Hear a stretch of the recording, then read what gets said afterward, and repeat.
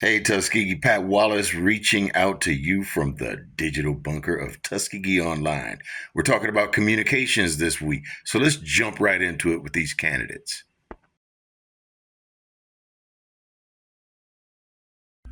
Hey, Tuskegee, Pat Wallace back with you with another episode of the Three Questions series. Today we're talking about communications with Miss Lenora Goode, who is your city council candidate for District Three. 3. And so today we're going to have her tell us about her ideas on communication. So let's just jump right into it. How are you doing today? Finding yourself, Patrick. Wonderful. Raining Okay. outside, but it's very nice. I like it. It's very nice, very pleasant. If you are elected, how will you keep citizens informed about important decisions, upcoming meetings, and policy changes in a way that is easy for everyone to access and understand? Well, that's a great issue to really be addressing. And the reason why I'm saying that is something that I've always been addressing, especially when it comes to our city website. I've looked around at other websites from Lee County, Auburn, Montgomery. And if you ever check out Auburn's website, for example, their city government website is very interactive. It addresses all the departments that are in there in the city. I wrote down a couple of things here. I am talking about interactive with all the departments. I would like to see all the districts have their own website or their own spot on the website where citizens or anyone can go to address their city council person for that district. Okay. On that website, you would address things like your trash pickup. If there's issues in your neighborhood or whatever, you could you know, put that information or ask those kind of questions or their concerns on that. Also, we're talking about the districts having meetings, meeting information for different meetings. That type of information would be on that website as well. Anything that that they would need to contact me about. I was also proposing at point in time about the UBT having a newsletter, doing a community newsletter so that the city and the UBT and the citizens that don't have, internet or computer, you know, available for them to access to utilize. Because some of the older people, they might want to read it like a newspaper type thing. So that's some of the ways in which I would like to, address communication type of issues.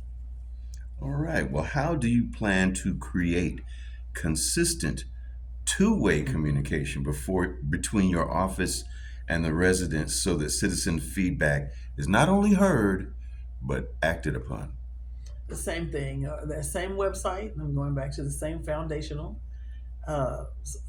issue or point that we're trying to do, like with the chat. I think there's an app called Chatbot. Okay, where we can have a chatbot type of thing, and the AI would go on there and it would ask you, and you can choose with different options what it is that you're addressing, and then have a 24 to 48 hour turnaround time in which that is addressed or reconciled, or at least getting back with the citizen or the customer or whoever is addressing whatever their concerns are. I'm thinking now maybe our TU department work with the students. That might be something that we could bring in with the intern program, even with you, your people, where we can start bringing in them and have them work their degrees. I believe in working their degrees and getting some kind of experience. Why do you think Auburn looks the way it is? The Auburn looks that way because if you notice all the different architectural structures in that, you're going to tell me that a student didn't come up with those crazy architectural designs and ideas with housing or whatever is going on in Auburn. That's student work. You can actually see their degree working for them. So I like to pump up getting that hands-on experience, with the students, for example. And it can trickle over to the high school as well. We need to get our technical. I believe in technical school. Okay, hands-on school. We need that in America now. We don't have that anymore. So those kind of things like that, we can help, bring everybody town and gown together, and all of us can work together and just, empower the whole community when it comes to fellowship and in communication. All right. Well, this is a little bit of a tougher question that the citizens have brought up. In the past, many of our residents have felt that the elected officials only engage with the public during campaign season and then disappear from view. What will you specifically do to prove you won't fall into that same pattern? And how will citizens be able to hold you accountable if you do? I ask for accountability. I feel like all the time that people are looking at me at all the time. I've been at this, as far as litter pickup. Every time I wake up, my husband and I, we have discussions every day, or just about every other day, about accountability, the litter. Because whenever they talk about trash and litter, the first I know the committee thinks I'm Miss Good. All right, they have something to blame me on, blame on me for something being done or not done. When I go out and I see litter, I take it as it's got a big old sign that says, well, Miss Good's name is on that piece of trash or whatever. I'm not going to give up. I haven't given up all this time in 20 years that I've been kind of dealing with uh, litter or beautification type projects, whatever. The only difference between me right now is I don't have the same volunteers and staff and folks to help me, a team to put it together to take the same responsibility and caring and the love for our community that we should have. And also to educate our young people in the schools, starting at kindergarten on up.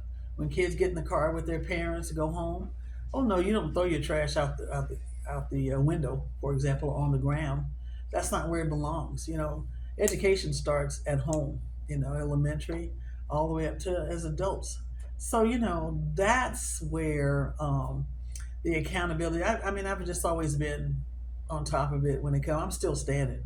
I guess a lot of people thought when I got in my 70, I'm 71.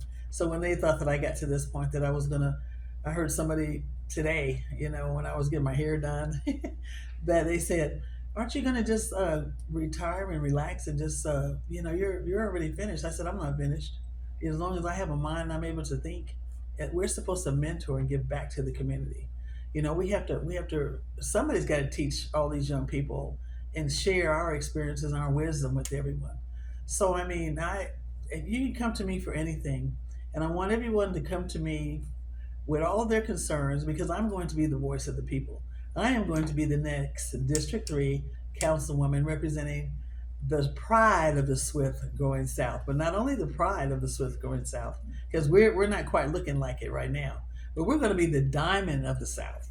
All right, I think our diamond needs to be polished up and put back out there so that it can go hand in hand with being prideful and also taking um, showing people that what we and I don't like to put race necessarily in it, but since we're such a black community that we are, we need to be looking a little better than we are to represent our people all across the world in this country. So vote for me, Lenora Goode, your District 3 Council woman, August the 26th. I'm asking for your vote. Thank you so much, Ms. Good, for sharing some of your very valuable time with us. And we look forward to seeing you in the remainder of the campaign and sharing your vision with the rest of the residents of Tuskegee. Make sure, residents, that you are a part of the motion and a part of the movement. Be there on August 26th to have your voice heard, and keep tuning in so that you can get more information from more of your candidates. And we'll join you next week for another episode. All right. Take care, everybody. Bye bye.